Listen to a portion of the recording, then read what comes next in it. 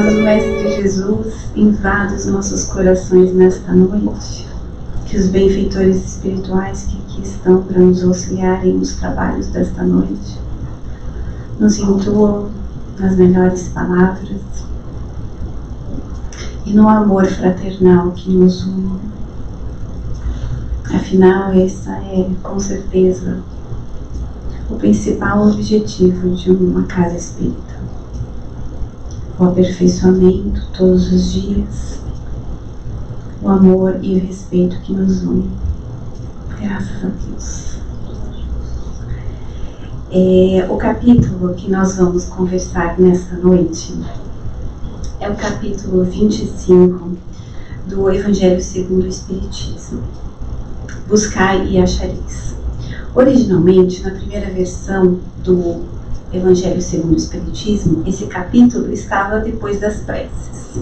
Nós tínhamos as máximas de Jesus, e Kardec logo após sempre faz os seus comentários, né? E depois nós tínhamos instruções dos Espíritos. A gente sabe que Allan Kardec leu muitas informações que vieram, mais de 1000 informações, para compor, né, o trabalho dele. Ele escolheu 10% dessas 1000 cartas, informações que ele teve, e ele foi colocando muito didaticamente no Evangelho segundo o Espiritismo. Então nós temos a máxima do Cristo, que são os versículos, depois ele fazia comentários, e aí temos as instruções dos Espíritos. Esse capítulo em particular não tem instrução dos Espíritos, porque originalmente nas primeiras 2 versões do Evangelho, eles estavam depois das orações. Então nós tínhamos o corpo do Evangelho, as preces, segundo o Espiritismo, e depois vinham as máximas com considerações gerais de Kardec.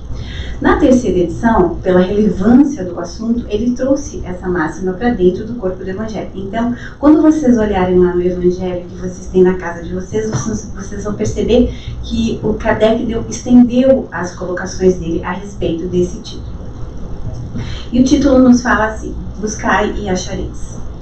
E como ele é muito didático, ele fala aqui para nós, isso é muito próximo de ajuda-te e o céu te ajudará, né? São muito similares. E fala assim. Isso está em vários evangelistas, em Marcos e em Lucas, mas a gente vai se orientar por Mateus, no capítulo 7, dos versículos 7 a 11. Ajuda-te e o céu te ajudará, a gente já colocou, né? Então vamos lá. Pedi e vos dará.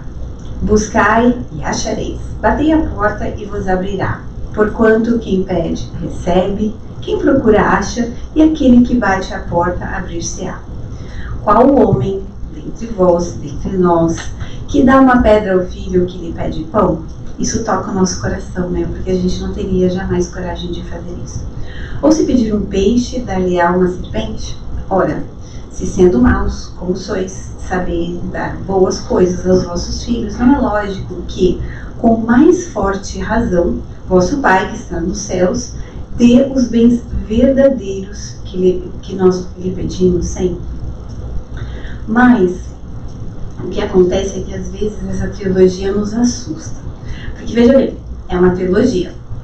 Pedi ao Pai, buscai, a gente vai selecionar o caminho que vai nos levar a essa porta que a gente vai bater. Então são 3 imperativos que a gente tem que passar, né? Então a gente pensa assim, existem imperativos, mas a gente tem que lembrar que quando a gente chegar lá na porta, a gente tem que estar com o merecimento, né? Ter feito as escolhas certas, ter pedido a coisa certa, mesmo que às vezes pedir a coisa certa seja difícil, porque como a gente tem uma visão ainda muito limitada do que está ao nosso redor, muitas vezes nós pedimos coisas que não nos convêm. Mas como o Pai é tudo bondade e misericórdia, Ele nos dá só o que convém. Por isso que às vezes a gente pede e ainda não recebeu. Então, 3 imperativos. Esses 3 imperativos, se a gente for lá, a gente tem no Pão Nosso, que é esse livro que a Drica leu aqui, no capítulo 109. E ele fala assim. Eu vou ler porque é tão bonito e eu não quero perder nada desse material. 3 imperativos. Pedir, buscar e bater. Esses 3 imperativos da recomendação de Jesus não foram enunciados sem um sentido especial.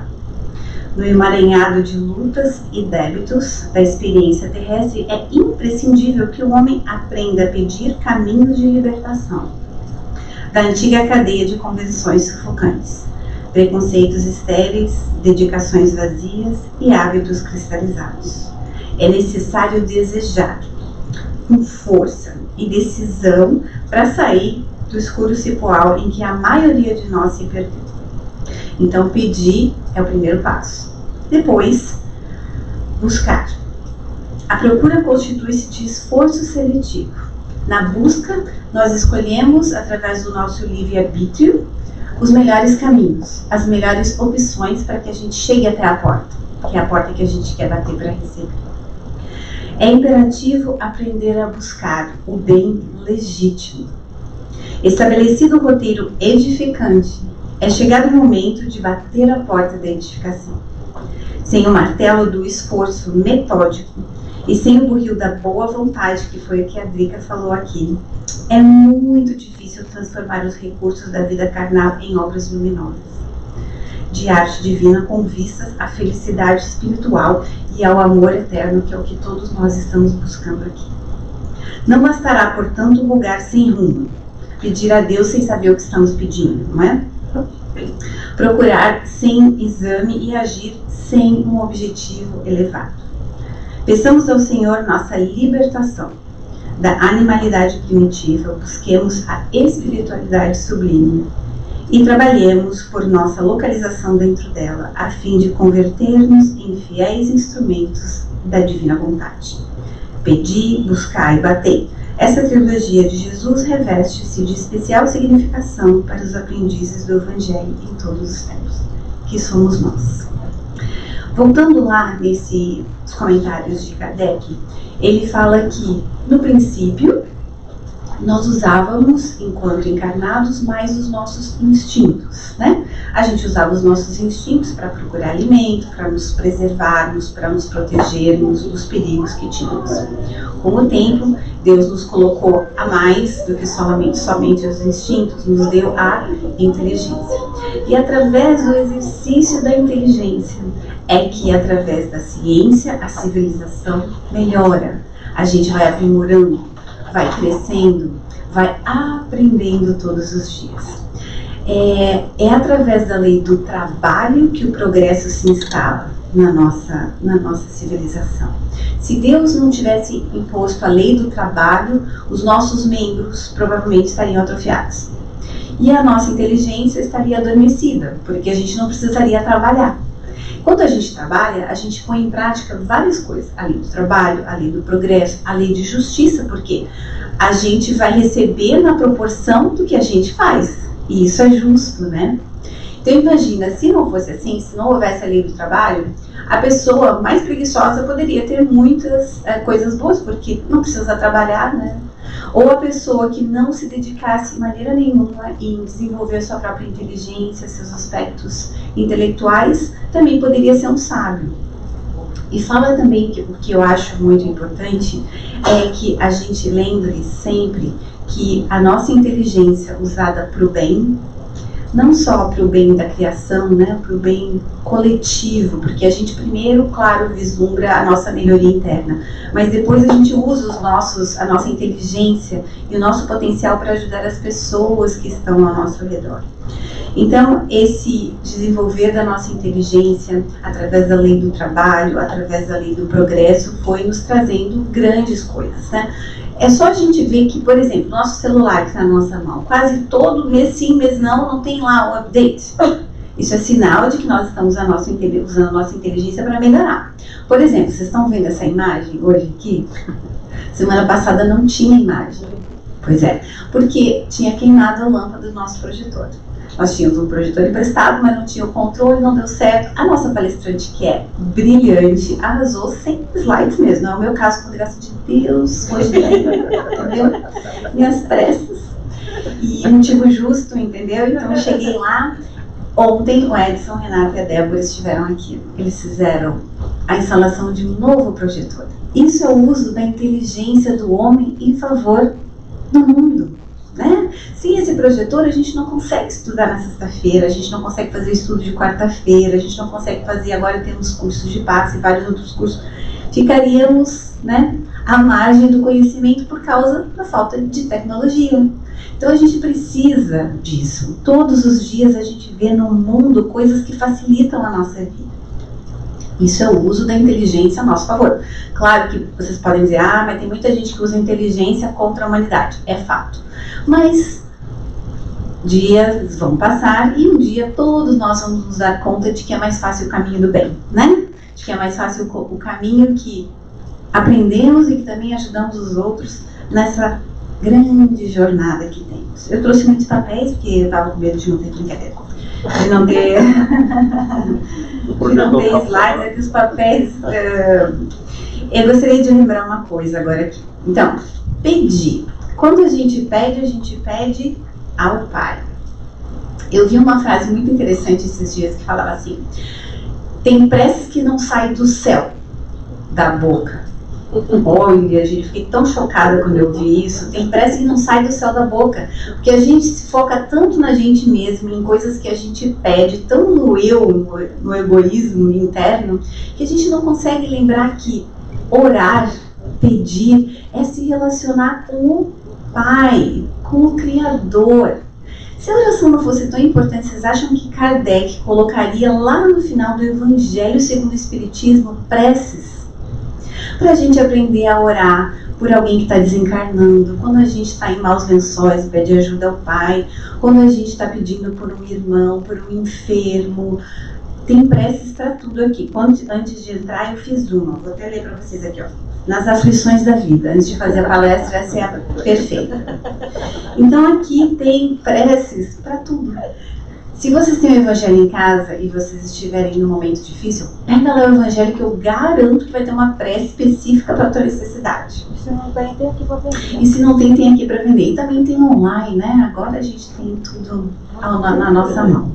Então, pedir. Quando a gente pede e sai do céu da boca, a gente lembra que isso é uma ligação, é um relacionamento íntimo nosso com o Criador. A oração é o que nos liga, Criador e criatura, certo? E nesse capítulo mais pra frente, que a gente não vai chegar a falar hoje, que ele é um capítulo pequeno, mas ele tem tantas nuances que é melhor a gente ficar nessa parte. No próximo, quem sabe a gente dá uma estendida e faz as outras partes desse capítulo. Eu só vou até o item 5. Então, quando eu peço ao Pai, se eu pedir de todo o meu coração e eu não receber de pronto o que eu estou pedindo, talvez seja porque ainda não é o momento. E Deus sabe o que é melhor para mim, né? Então, essa relação com Deus, porque às vezes a gente acha que a oração com Deus é quase que uma palestra, falando para fora. Não é. Na verdade, essa relação íntima nossa de pedido, Deus sabe do nosso íntimo. Existem várias perguntas lá no Livro dos Espíritos, inclusive a 663, que fala assim: mas peraí, se Deus é onipotente, onipresente, sabe de tudo, por que eu tenho que pedir, né? Ele deveria saber das minhas dificuldades. E Ele sabe. Acontece que, pensa aqui, ó, pedir, buscai e batei. Tudo isso são imperativos, são coisas que nós temos que fazer. E nesse exercício de fazer, a gente vai achando o caminho certo e vai melhorando. Então, quando a gente verbaliza para o Pai: nossa, olha, tá difícil, me ajuda, me inspira, intercede por mim, que os espíritos que trabalham em teu nome venham até mim e me ajudem nesse intento, entende? Então, essa conexão com o Pai, através da oração, é extremamente importante. É a primeira parte. Então, eu peço ao Pai alguma coisa específica. E depois eu busco os caminhos alternativos de menor sacrifício. É bem verdade que muitas vezes a gente busca os penhascos, busca os caminhos com mais pedras e mais sofrimento, não é verdade? Mas a gente nunca vai ter a nossa consciência aviltada. Nós temos o nosso livre-arbítrio. E isso faz com que a gente erre, corrija o caminho e volte. Porque imagina, se nós errando não sentíssemos a dor, talvez a gente nunca se desse conta de que estava errado. né? Isso que o Espiritismo traz pra gente, esse foco de luz, que quando a gente começa a estudar, a gente pensa assim, nossa, mas parece que agora tá mais difícil. Não é que tá mais difícil, é que antes o que estava errado e a gente não sabia que estava errado, não nos incomodava. Com o conhecimento do Evangelho à luz do Espiritismo, a gente começa a perceber que tinha certas coisas que nós fazíamos, atitude que nós tínhamos antes, que agora não correspondem ao Evangelho segundo o Espiritismo. Não estão alinhadas com os ensinos de Jesus. E aí a gente corrige. Então, graças a Deus que os nossos erros nos trazem dor e desconforto, porque assim a gente pode corrigir a rota, achar o caminho certo e seguir em frente.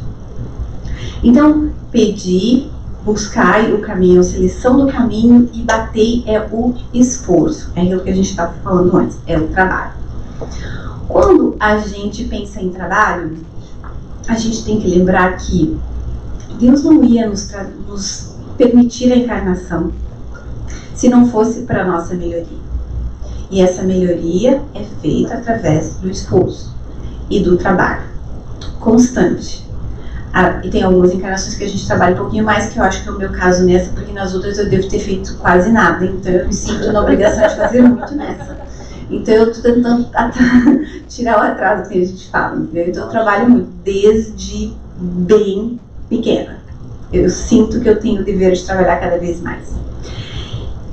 Às vezes, nesse ímpeto de trabalhar, a gente esquece da providência divina. A gente quer tanto ter o controle do trabalho, a gente quer prover para nossa família, a gente quer prover aqui na casa espírita, a gente quer prover em tudo que nos cerca, que nós esquecemos que a providência divina é nossa aliada e nos ajuda constantemente. Por isso existe um capítulo 2 em Gênesis que fala da providência divina. Porque às vezes a gente tem a impressão de que Deus criou a Terra e depois se ausentou daqui e deixou o programa rolando e a gente se degladiando aqui na Terra, o que não é verdade. Deus tudo sabe, Deus tudo vê, a providência divina sempre está em nosso benefício. Ela sabe das nossas dificuldades, dos passos ainda fraquejantes no bem que nós damos, mas esse esforço e essa tenacidade que a gente tem em persistir, em continuar trabalhando e fazer o nosso dever ser cumprido. Eu estava contando para minha amiga, a gente estava conversando, essa amiga que me apresentou, que você traz a amiga para apresentar bem, nós estávamos conversando essa semana e ela falou, amiga, você vai fazer isso? Eu falei assim, amiga, eu já fiz tudo que me cabia, agora eu deixei na mão de Deus. Porque às vezes a gente, se acha assim, não, eu faço, vai dar certo. Eu vou contar, não vou contar. É só pra contar, porque assim, às vezes a gente esquece que a providência divina pode nos ajudar e nos ajuda no momento certo. E a gente se acha tão maravilhoso que a gente quer fazer, porque a gente acha que assim vai conseguir mais rápido. Mas é muito importante que a gente renda as nossas forças e diga, agora eu estou nas mãos de Deus. Eu lembro um episódio da minha vida que vou contar, eu sei que vocês não vão contar pra ninguém, a minha irmã ia casar e eu tinha um problema no meu visto e eu vinha na casa espírita, eu tomava passe, eu ia em todas as casas espíritas de Orlando tomar passe para garantir, não sabia o que estava acontecendo e foi brincadeira. Mas eu acordei um dia e falei, não, peraí. É um motivo justo e é um motivo bom. E se for por isso, Deus vai ter que me ajudar, porque eu não estou pedindo nada de que fosse injusto. Eu queria no casamento da minha irmã e não consegui. E o casamento era sábado, isso já era terça, eu estava no desespero porque eu não tinha documento para entrar no avião. E eu acordei e me pus de joelhos e pedi para Deus me ajudar naquele momento que é tão difícil. Eu só tenho uma irmã que ia casar, não sabia que ela ia casar 2 vezes. Esse era o primeiro. Talvez o meu desespero não seria tão grande, mas era o primeiro. Eu achei que minha única irmã vai casar uma vez. Eu preciso chegar lá. E eu me coloquei de joelhos e eu pedi com tanto fervor a Deus E eu fui na imigração, que na época era aqui perto do aeroporto. Eu fui lá e bati na porta, assim, lembra, deixa o celular, tira tudo, né? Aí eu falei assim, olha, me ligaram que o meu visto tá pronto. Ninguém tinha me ligado. Ninguém tinha me ligado. Eu falei pra moça, o meu visto tá pronto. Aí ela assim, quem te ligou? Eu falei, foi sexta-feira. Aí eu falei, tira até o dia de folga pra vir aqui. E eu fui. Eu entrei naquela sala assim, hostil, porque não existe lugar mais hostil do que sala de imigração. Não é verdade? Você se sente uma situação muito difícil. E como eu tava com meu coração do tamanho do minha ervilha, mais hostil eu vi aquele lugar, entende? Então eu tava. Daí eu falei, Pai, agora eu estou 100% nas tuas mãos. Seja feita a sua vontade. Se não for pra mim ir, eu vou entender. Eu vou chorar muito, mas eu vou entender, né?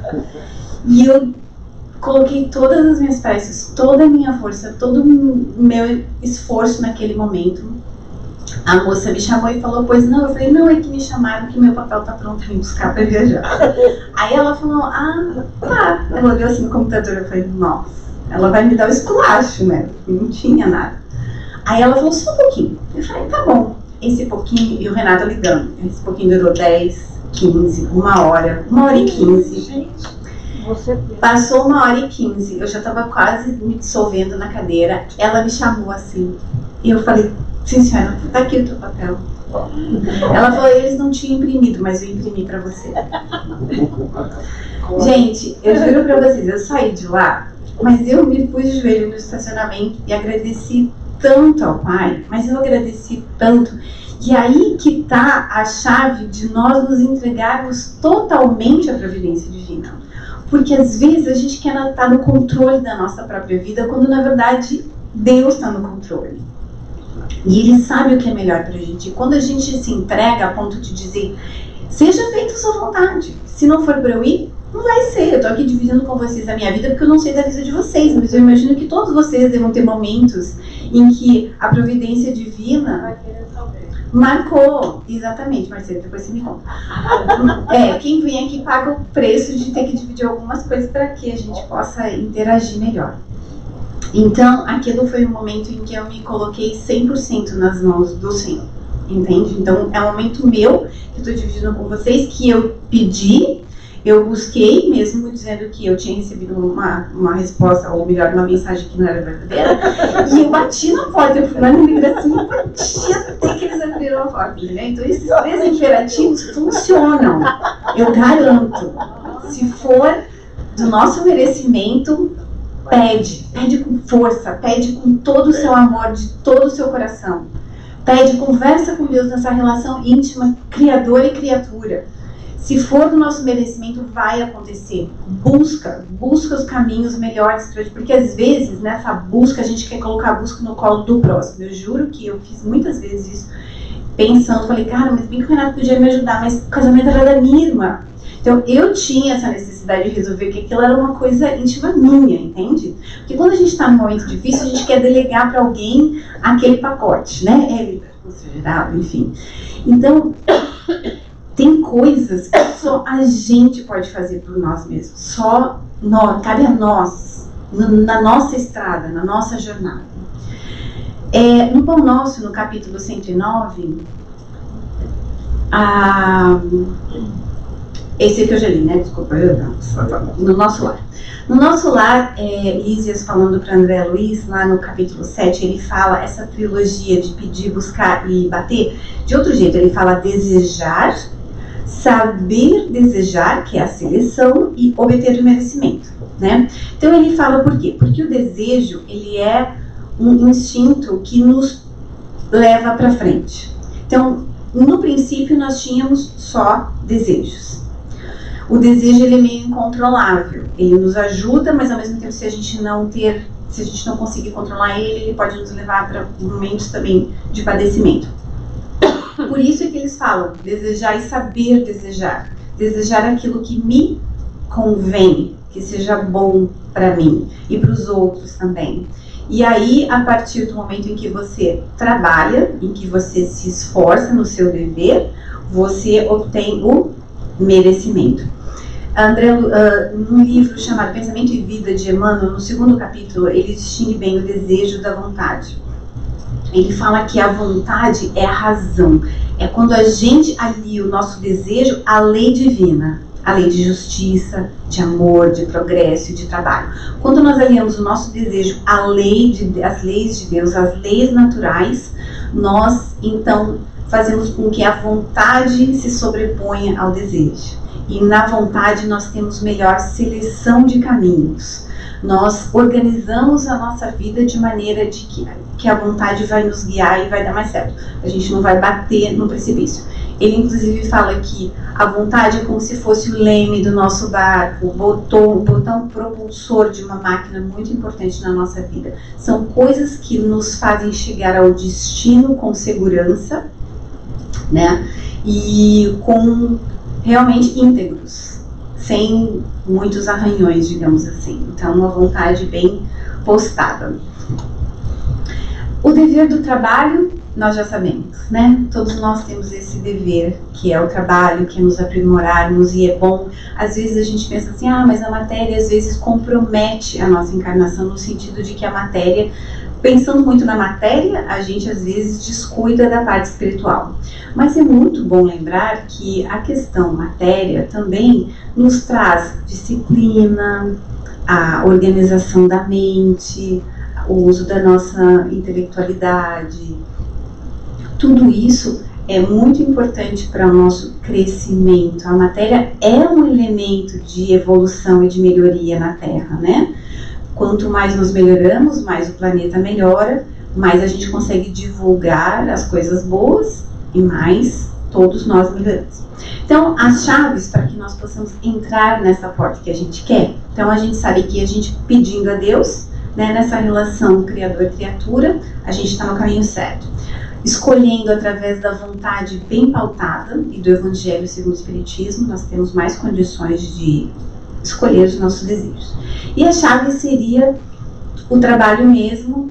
E aqui eu encontrei no Evangelho que nós fizemos essa semana, muito interessante. Vocês lembram daquela, eu vou falar isso porque o José está aqui, o José é um grande amigo da Venezuela, e eu trouxe essa frase do latim, mas a gente usa em português. Ora e labora, né? Mas não é só orar, tem que elaborar também. Então, aqui fala do dever, mas o Evangelho, nesse capítulo 17, na parte dos seres perfeitos, ele fala do dever moral. Eu vou ler porque eu acho muito interessante.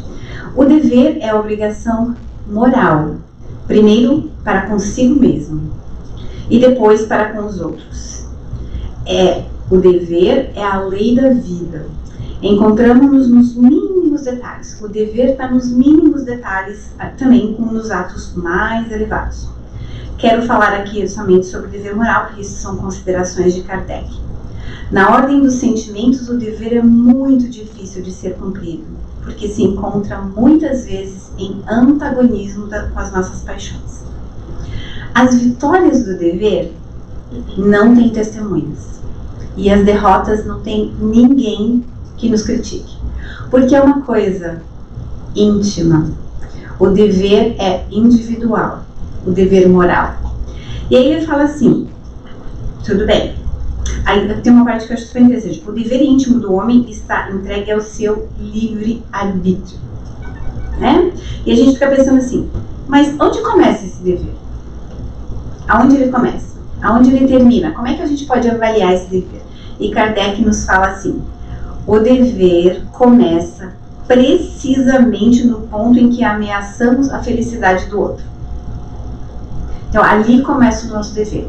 Se a gente fizer qualquer coisa que incorra na infelicidade do nosso irmão, a gente está incorrendo em erro e não está usando o dever a nosso favor. E ele termina no limite que você não quer seja transposto com relação a você. Entende? Então, esse é o limite, começa e termina aí. Eu não devo fazer nada que prejudique o meu irmão, assim como não deveria aceitar que o meu irmão me prejudique por qualquer coisa. Deus criou todos os homens iguais para a dor, que a gente já conversou antes, né? Pequenos ou grandes, ignorantes ou instruídos. Sofrem todos pelos mesmos motivos, a fim de que cada um pese judiciosamente o mal que pode fazer. Foi aquilo que a gente falou antes. Se a gente não tivesse dor com os erros, a gente não saberia que eram eles e continuaria cometendo eles, mesmo contra as pessoas, às vezes, que a gente está bem próxima. E já na felicidade, não. Na felicidade, ela é indiscriminada. Toda vez que a gente faz coisas boas, isso vem em louros pra gente. E ele fala que a igualdade em relação à dor é uma sublime previsão de Deus, que quer que seus filhos, instruídos pela experiência comum, que é o que nós fazemos aqui na Casa Espírita, nós estamos nos instruindo para o bem comum. A gente aprende, porque a gente tem coisas individuais que nós precisamos, compromissos que nós temos que resgatar, mas nós também temos compromissos coletivos, com a sociedade, com o lugar religioso que nós escolhemos. Por isso é que na Casa Espírita não tem quem indica, porque isso é uma coisa consciencial. Quando a nossa consciência diz que é a hora de trabalhar, as circunstâncias vão acontecer e você vai entrar no trabalho. Tenho vários exemplos aqui. Tem um casal aqui que no primeiro dia que eles vieram na sexta-feira, no sábado eles vieram servir a feijoada. Eles ficaram com o Renato até limpar a casa. A Fátima, querida, que é a terceira vez que a gente se vê, na segunda vez que ela veio, ela falou: eu sou evangelizadora, eu quero muito ajudar essa casa. Então, quando consciencialmente nós estamos preparados, o trabalho vai aparecer. Às vezes, a gente está ainda se preparando, a gente está se integrando com a casa, a gente está se melhorando, né? Que é muito importante essa sintonia com a egrégora da casa. Mas, às vezes, a pessoa já chega e se sente pronta. Eu acho que nisso a nossa casa é muito abençoada, porque nós recebemos de coração aberto todas as pessoas que aqui vêm, porque é o nosso objetivo, nos conhecermos e nos melhorarmos em grupo, mas também temos oportunidade de trabalho para todos. Então, sempre que vocês quiserem fazer alguma coisa, venham falar conosco, tá tudo certo, a gente tem sempre alguma coisa para fazer. Então, aqui, igualdade em relação à dor é uma sublime previsão de Deus, né? Já falei isso, que é muito importante. O dever é o resumo prático de todas as especulações morais. Então, é isso que a gente tem sempre. Então, temos o dever de trabalho mesmo, que são as coisas que a gente tem que elaborar, mas o dever moral é o que nos alinha ao nosso livre-arbítrio a nosso favor. Então, o dever se engrandece sempre e esplende sobre uma forma sempre mais elevada em cada uma das etapas superiores da humanidade. É super, super importante a gente lembrar disso. Então, as chaves do dever do trabalho, da prece, da seleção dos caminhos e do dever moral, que só nós, a gente nunca vai poder chegar e dizer assim: olha, acho que você é aqui, porque isso é tão íntimo e a nossa consciência nos dá o alerta. Quando a gente pensa assim, será que isso é bom? Pode ter certeza que não é. Se a gente chegou a se questionar a respeito daquilo, provavelmente não deve ser. Porque quando é bom e é bom para todos, a gente nem pensa, a gente vai em paz. A gente não se questiona, ou a gente não questiona outras pessoas. Então isso é muito legal. Quem tem a chave entra na porta. Jesus falou, né? Eu sou a porta. Quem entrar por mim, chegará a Deus. Mas no Apocalipse lá, ele fala: se eu bater a sua porta e você, né, abrir, aí estarei com você. Então abra a porta do seu coração, deixa o Cristo entrar, deixa a luz do Cristo invadir a sua vida. A porta nos dá a transição. Como nós somos abençoados quando nós adentramos nessa casa pela porta, não é verdade? A vibração que aqui está, as pessoas que aqui estão, está sempre tudo certo. Isso a gente pode ter certeza absoluta. Está sempre tudo certo. As pessoas que estão aqui deveriam estar aqui.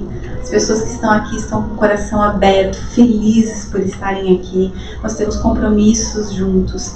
Então, essa porta que dá essa sensação de transição de ambiente, que nós saibamos escolher as portas em que batemos. Que nós saibamos bater a porta de todo o nosso coração, usando o nosso discernimento, a nossa vontade, os ensinamentos do Evangelho, para que a gente nunca se perca nessa jornada. E como a gente fala lá, ajuda-te e o céu te ajudará. Do ponto de vista moral, essas palavras de Jesus significam: pedi a luz, que vos clareie o caminho, e ela vos será dada. Pedi forças para resistires ao mal, e as terei. Pedi assistência aos bons espíritos, e eles virão acompanhá-los. E, como o anjo de Tobias, vos guiarão. Pedi bons conselhos, e eles não vos serão jamais recusados. Batei a nossa porta, e ela se vos abrirá. Mas pedi sinceramente, com fé, com confiança e fervor. Apresentai-vos com humildade e não com arrogância, sem o que sereis abandonados às vossas próprias forças. E as quedas que derdes serão o castigo do vosso orgulho. Tal o sentido das palavras: buscai e achareis, batei e abrir-se-vos-á. Todas as máximas do Cristo nos trazem ensinamentos maravilhosos. Aqui fica esse singelo estudo a respeito desse capítulo 25 do Evangelho segundo o Espiritismo. Tenhamos sempre a certeza de que toda vez que nós batemos a porta, usando os mecanismos certos, na hora certa, que nos for mais adequada, Deus vai nos dar a resposta dele. Às vezes a gente acha que ela tem que ser imediata, mas quem espera também busca. Porque se você busca alguma coisa e você espera, né, como Lívia fala para Paula, espera, faz o teu caminho e agora espera o momento certo. Deus vai dar as respostas que a gente quer. Saibamos esperar o momento certo, saibamos nos colocar de joelhos para a providência divina e deixar que Deus nos guie nessa jornada e que o Evangelho segundo o Espiritismo seja a luz dessa jornada. Que Deus nos abençoe hoje e sempre. Foi uma alegria.